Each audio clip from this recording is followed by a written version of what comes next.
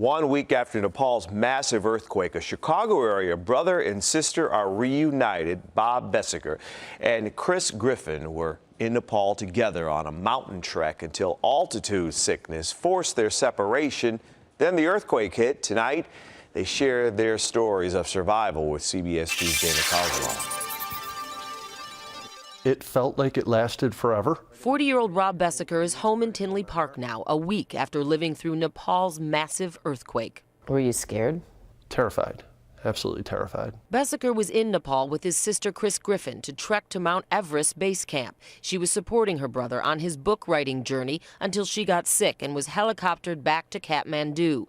Bessaker made it to base camp and back down to Lukla, a mountain town, when the quake hit, the siblings in two separate cities. For about 15 seconds, you're just kind of reacting by sitting there. And you're like, your eyes are wide open like a deer in headlights. People were stampeding towards the exit.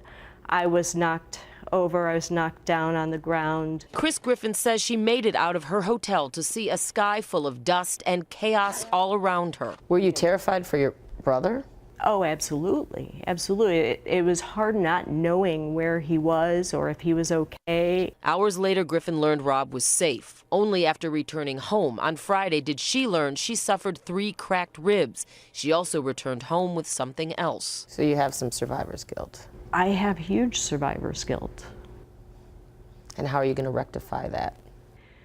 Well, I mean, the best that I can do at this point is to donate to different organizations that I know do good work. Bessaker feels the same way about helping the Nepali people somehow, a people he says showed tremendous resilience. By the time we were leaving on the 29th, a lot of the shops were opened up again.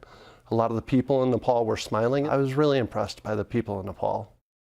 Bessaker is battling a form of muscular dystrophy and related heart problems. He made the Nepal trek to help him write an inspirational book. Both brother and sister say they'd go back, and both worry about the thousands of Nepali people who've lost everything. In the newsroom, Dana Kozlov, CBS 2 News. Jim, Mai. Thank you, Dana.